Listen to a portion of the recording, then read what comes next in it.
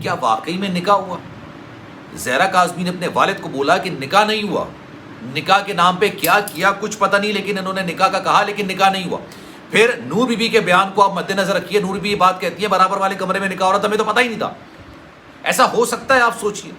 ایک ماں کو پتا ہو کہ برابر والے کمرے میں اس کی بیٹے کا نکاح ہو رہا ہے اور وہ برابر والے روم میں بیٹھی ہوئی، اور ایسے سرکمسٹینسز میں جب ایک لڑکی اپنا گھر بار چھوڑ کر آئی، بہت نارمل قسم کے سرکمسٹینسز نہیں تھے یہ بڑے۔ بسم اللہ الرحمن الرحیم، السلام علیکم، آپ کو خوش آمدید۔ میں ہوں سلمان مرزا اور آپ دیکھ رہے ہیں میرا YouTube channel some up with Salman Mirza. جناب والا، بہت شکریہ یہ ویڈیو دیکھنے کے لیے، آپ سب نے وقت نکالا ہے، تہہ دل سے آپ سب کا میں شکریہ ادا کرتا ہوں، اور میری دعا ہے آپ جہاں ہوں خیر و عافیت سے ہوں، صحت مند ہوں اور تندرست ہوں۔ جناب ایک چیز کافی عرصے سے کافی لوگ مس کر رہے ہیں، لیکن آج یہ ایک بڑا انکشاف ہوا ہے۔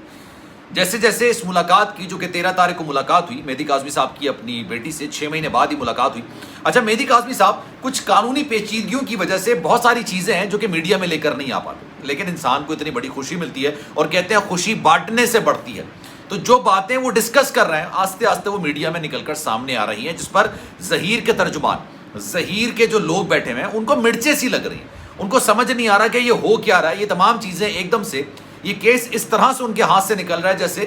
جو مٹی ہوتی ہے نا، ریت ہوتی ہے، وہ ہاتھ کو بند کرنے سے جس طرح سے ہاتھ سے سرکتی ہے، اس طرح سے ایک کیس ان کے ہاتھ سے نکلتا چلا جا رہا ہے۔ جناب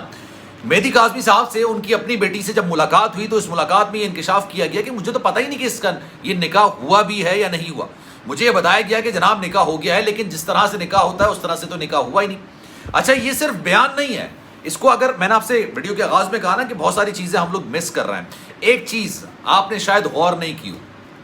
نور بی بی جو کہ مفرور ہیں، اشتہاری ہیں، جو کہ کہاں ہیں کسی کو کچھ پتہ ہی نہیں، پولیس ان کو ڈھونڈ رہی ہے، عدالت کہتی ہے بھائی ڈھونڈ کے لے کر آؤ، گرفتار کر کے لے کر آؤ، لیکن وہ کہاں ہیں کسی کو کچھ پتہ ہی نہیں ہے۔ کتنے بااثر لوگ ہیں یہ لوگ، آپ اس بات کا اندازہ لگائیے کہ پولیس بھی ہاتھ جوڑ دیتی ہے کہ جناب ہم گرفتار نہیں کر سکتے کیونکہ سیلاب کی صورتحال ہے، یہ ہے وہ ہے فلانا ہے۔ کہاں ہے نور بی؟ کسی کو کچھ نہیں پتا بھائی کہ یہ ظہیر کی والدہ کہاں چھپ کے بیٹھی ہیں۔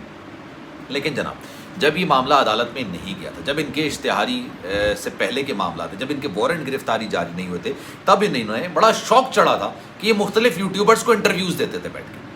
یہ لوگ بیٹھ کے انٹرویوز دیتے تھے، اور انٹرویوز میں جو دل میں آتا تھا وہ باتیں کرتے تھے، مہدی کاظمی صاحب کے خلاف بھی کرتے تھے، ظہیر کے حق میں بھی بات کرتے تھے، بہت ساری چیزیں ایسی کرتے تھے جس کا حقیقت سے کوئی تعلق نہیں ہوتا، لیکن اسی دوران کچھ ایسی باتیں نکل ان کے منہ سے جاتی تھی جو کہ ان کے اگینسٹ استعمال ہوتی تھی۔ ظاہر سی بات ہے اتنے پڑھے لکھے لوگ ہیں نہیں، ان کو پتہ نہیں کہ کس موقع پر کیا بات کرنی چاہیے، لیکن ایک جگہ انہوں نے سچ بول دیا۔ اب وہ سچ کیا بولا ہے یہ میں آپ کو بتاؤں۔ جناب اگر آپ نے اس چیز کو مس کر دیا تو میں آپ کو بتاتا ہوں، جب یہ نکاح ہو رہا تھا، جو کہ ہم لوگ نہیں مانتے کہ نکاح ہوا،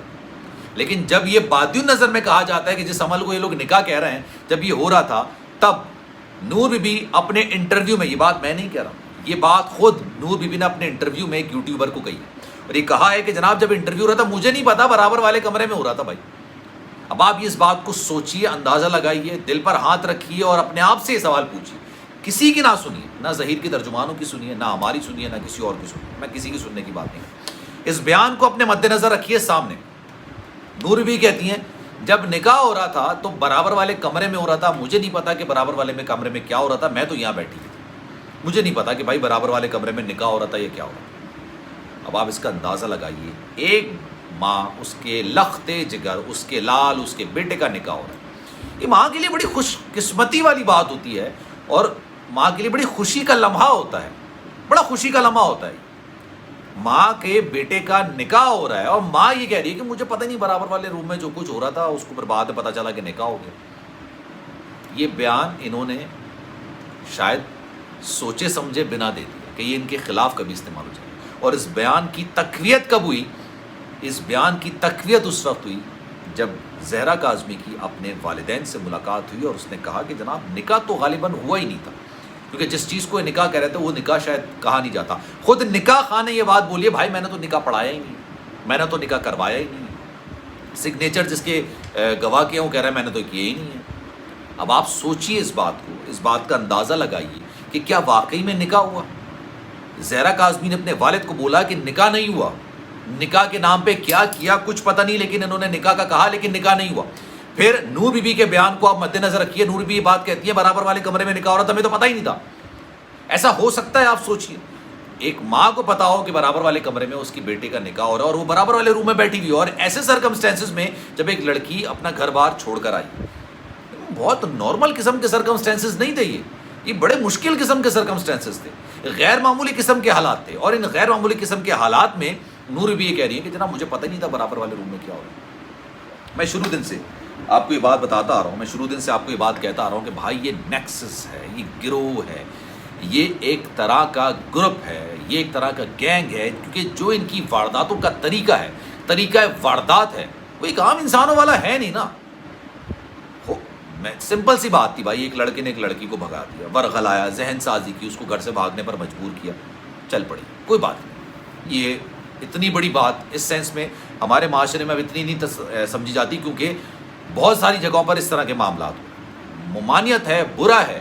غلط ہے، کسی طور پر اس کو جسٹیفائی نہیں کیا جا سکتا، کسی طور پر اس کو صحیح نہیں کہا جا سکتا، لیکن ہو رہا ہے، اس لیے لوگوں کے لیے اتنی بڑی بات ہے۔ رازدانی کی وارداتیں ہوتی ہیں اب لوگوں کے لیے بڑی نارمل سی ہوتی چلی جا رہی ہے۔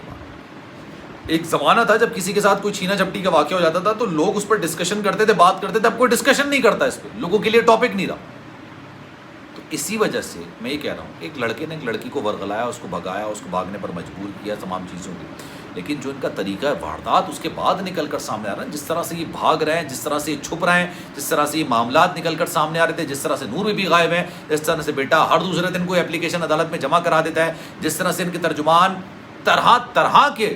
بکواس، جھوٹ اور گھٹیا باتیں کر رہے ہوتے ہیں، جو سمجھ نہیں آ آنیسٹلی یہ گروہ کے علاوہ کچھ نہیں ہو سکتا۔ اس کے پیچھے ایک مائنڈ سیٹ ہے، ایک ذہن ہے جو کہ ان سے تمام یہ کام کرا رہے ہیں۔ کچھ چیزیں ہوتی ہیں جو انفرادی معاملات میں چل رہے ہوتے ہیں، ایک انسان اکیلے کر لیتا ہے، ایک ذہن ہوتا ہے انفرادی معاملات چلا، لیکن ایک کے لیے پورا تھنک ٹینک ہوتا ہے، ایک بورڈ ہوتا ہے جو چیزوں کو لے کے آگے چلتا ہے۔ یہ تمام چیزیں ان کی ہیں۔ یہ جیل میں گئے، اب دیکھیے نکاح خواہ اور گواہ جس کا اس سے کوئی تعلق نہیں تھا وہ جیل میں گئے، 3.5 مہینے بعد باہر آئے 3.5 مہینے بعد۔ ظہیر اور شبیر جو کہ مرکزی ملزمان ہیں وہ اندر گئے، 1 ہفتے کے اندر باہر آ گئے۔ تو جناب یہ ایک بہت بڑا ایک دھماکہ ہے، بہت بڑی ایک چیز ہے۔ اس پر آپ کی کیا رائے ہے؟ میں چاہوں گا کہ آپ کامنٹ سیکشن میں بھی رائے کا اظہار ضرور کریں۔ سلمان مرزا کو دیجیے اجازت، زندگی رہی، صحت رہی اور آپ کی دعائیں رہیں تو انشاءاللہ اگلی ویڈیو میں آپ سے پھر ملاقات ہوگی۔ لیکن جناب جانے سے پہلے ہمیشہ کی طرح آپ سے درخواست ہے، ویڈیو اچھی لگی ہے تو کامنٹ سیکشن میں بھی رائے کا اظہار ضرور کیجیے گا۔ سلمان مرزا آفیشیل میرے یوٹیوب چینل کو سبسکرائب ضرور کیجیے گا، بیل آئیکن ضرور دبائیے گا۔ اپنا بہت خیال رکھیے گا، اللہ حافظ۔